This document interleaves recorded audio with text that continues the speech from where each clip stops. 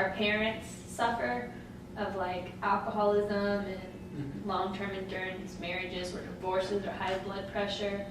I just think it's kind of like, to me, he's pointing out that maybe we shouldn't be fighting for such materialistic things, and maybe we should more focus on that moral target rather than the materialistic target. I don't know if that's what he meant, but that's where my mind twisted it as. Well, that makes sense because Alinsky, he looked at this, all these things that come from materialism, such as like divorces or parents being addicted to tranquilizers, alcohol, or even health issues such as high blood pressure. Right. And he's claiming that all this comes from being materialistic.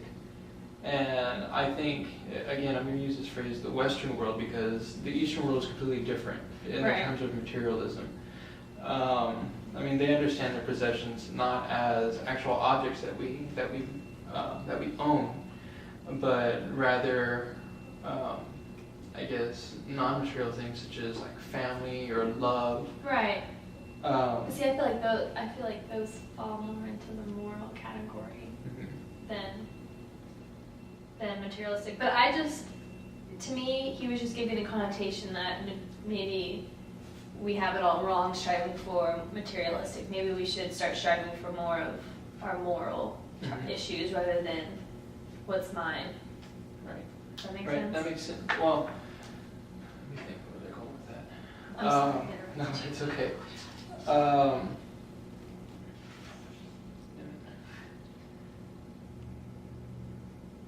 You can do it. I know, I'm trying to fish it out. I really am. Oh, that's right. It seems like it seems superficial, the way that we live as far as materialism. Oh, it is. We don't necessarily go for the deeper meaning. Nope. I have another point too. Go ahead and go. I'll think of another point. Oh, well, I don't know. He mentions how the younger generation talks about how they don't want to follow their parents' footsteps. They don't want to, get the materialistic things. Like, they want to create their own world and what things mean to them and live by their own standards and values. And then it talks about how the older generation just doesn't understand. But I didn't understand because at one time they were the younger generation. So did they just fall into the trap of aiming for materialistic things?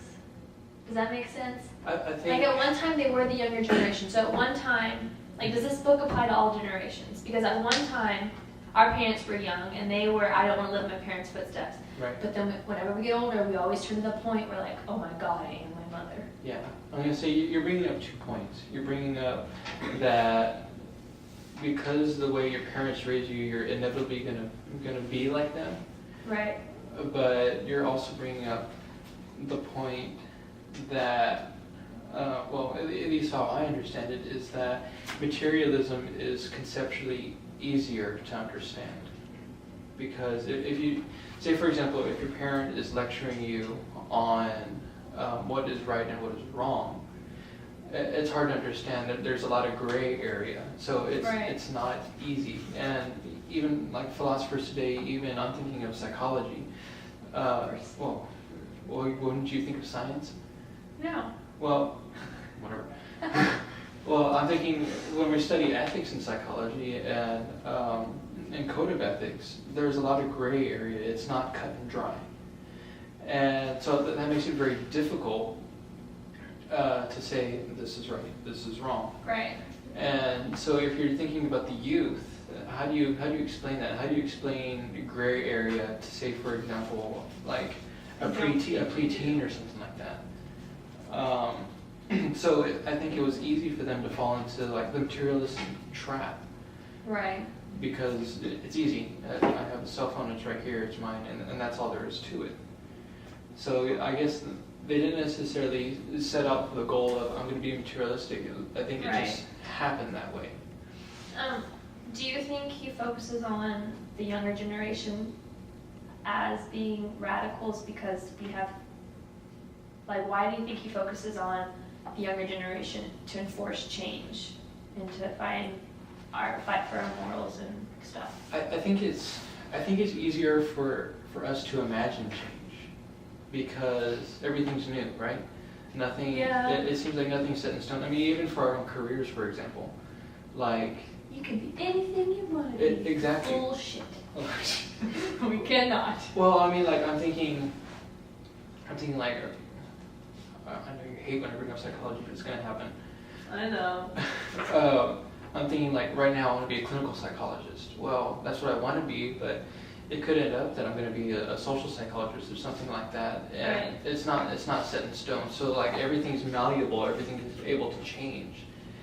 And really, if we think about government and stuff like that, we see a law and it's brand new to us. Well, we're going to immediately look at it, assess it, and think, well, that's a great law, we should continue that, or well, that law is just a bunch of bullshit. We should. See, I want to take into consideration this book was written in 1971, because even today, like the generation, Medina says all the time that we're more cynical, like we're less optimistic. Mm-hmm. So, I just like ideally this makes sense to focus on the younger generation, but I think as time goes on, we're gonna lose our, I don't even know if we're gonna lose our American dream idea, but just like the optimistic side of you.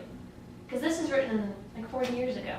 Well, Things are completely different, and that wasn't that like the hippie looking stage.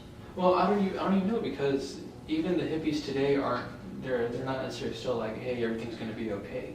I mean, look at people who are 40 to 50 years old right now. People who are, say, for example, running the country, or even news reporters, stuff like that. They're focusing on the negative. I mean, granted, the media is already biased as it is, but they do focus on the negative. And even in casual conversation, they're saying, well, our economy is crap and we're never going to get out of it, or we're going to go through another Great Depression. I mean, that's far from optimistic. Yeah. But I don't know. I just think that optimism is hard in general, right? I mean, it's hard. It's hard to see. At least for us, it's hard to see the good side of things. It's easier to focus on the negative. Yeah. Speaking of like focusing on the negative, I think he also makes a point on page, I don't know how to read these numbers. That's 19. On 19. He says, it is necessary to begin where the world is if we are going to change. And I think that's a key point, because even if the world, like we see it as so negative, and I mean our world is brutal, it's not lovey-dovey rainbows, like, there's some bad stuff going on. And I think I think he makes a valid point where it's really important that we need to realize, like, this is the situation we're in. Mm-hmm. And not try to like be blinded by or put a fake reality on what the world is to make change. Yeah, I think that's critical, because I mean, how are you going to, say for example, how are you going to determine whether or not you're in a good or bad situation if you don't understand the situation as a whole in general? Yeah. And even as he begins the first chapter, the purpose, he says that what follows is for those who want to change the world from what it is to what they believe it should be. So you have to first understand the world before you can even try to project I'm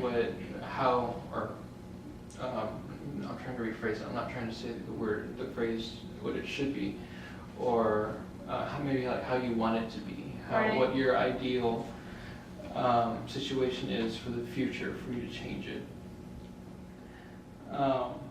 That he brings up democracy quite a bit in the first chapter. He says that the dream of democracy is for equality, justice, peace, cooperation, and equal and full opportunities for education for everybody are those characteristics that define democracy. But to me, even in the second paragraph of the first chapter, he's questioning it already. He's saying that this is how it should be, but this is not how it is. Right. Yeah, and even in the 70s, he's still questioning it. Well, because I think the idea of democracy is what things should be, but I think he's realistic to how things are, and I think according to this, he's living by his rules